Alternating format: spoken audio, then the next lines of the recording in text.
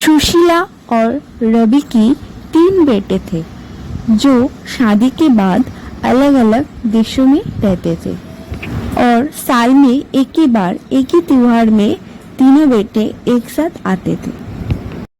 Mummy जी, पापा जी, अगली बार आप दोनों हमारे घर पे आना। अरे नहीं बहू, सब यही आ जाते तो घर मेरा खिला खिला लग जाता है, मन मेरा भर जाता है, तुझे पता है बहू। हाँ हाँ बहू, लेकिन तू इतना बोल रही है तो एक बार जरूर जाएंगे तेरे घर। और तभी वहाँ पर सुशीला की छोटी बहू आ जाती है।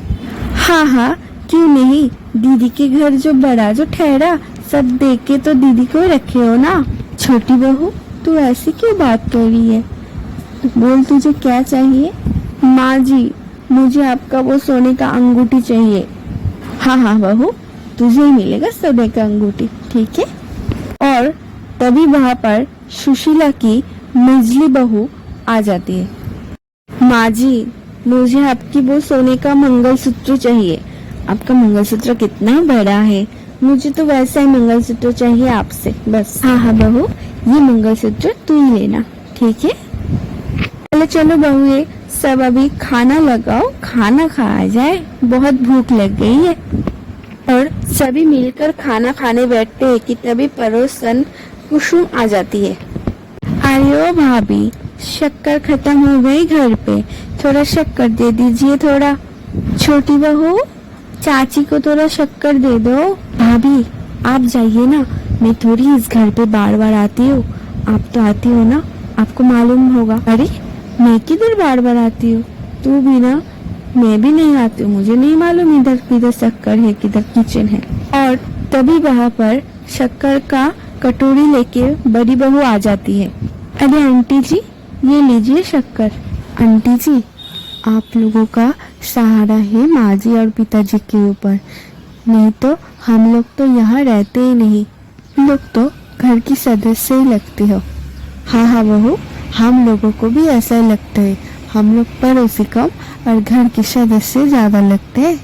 सुशीला अपनी बड़ी बहू को बहुत प्यार करती थी और वो अपनी बड़ी बहू से घंटों बात किया करती थी, लेकिन वो अपनी बाकी दूसरी बहू को देख के मन ही मन ये सोचती थी कि वो लोग अभी छोटे हैं, दिन गुजरते गुजरते एक दिन सुधर जाएंगे।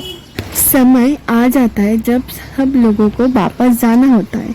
माँ जी, पिताजी, हमें आज्ञा दीजिए क्योंकि हम लोगों का फ्लाइट टिकट थोड़ा जल्दी है और जल्दी जाना पड़ेगा।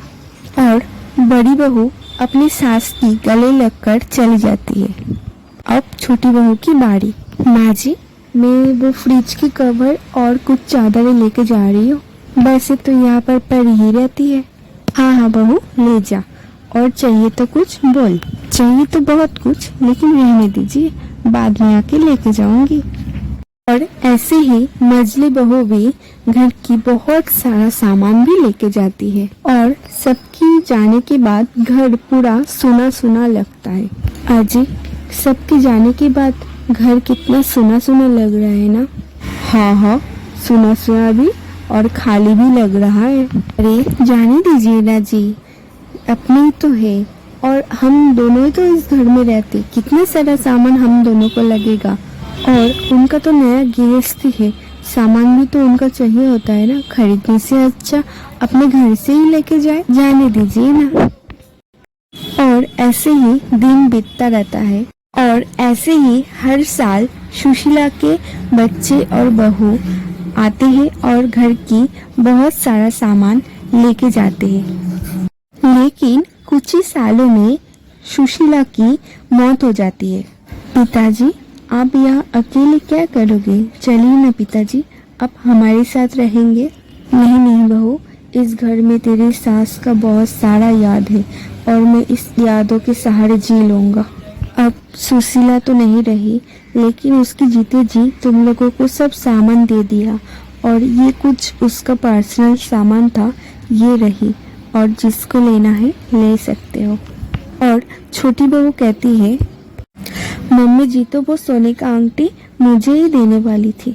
हाँ हाँ बहू, ले ले तू। और तभी मेजली बहू बोलती है, और मम्मी जी ने बोली थी मुझे वो मंगलसूत्र देगी। हाँ हाँ बहू, तू भी ले ले। सब बहू अपना अपना सामान उठा लेती है, लेकिन बड़ी बहू कुछ नहीं बोलती।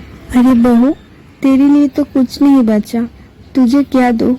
बाबूजी, मम्मी जी ने मेरे लिए बेशकीमती सामान रख के गई है। वो मुझे बोल के गई है वो सामान के बारे में। और तो कुछ सामान नहीं है तेरे सास का, यही वो आंटी और मंगलसूत्र था।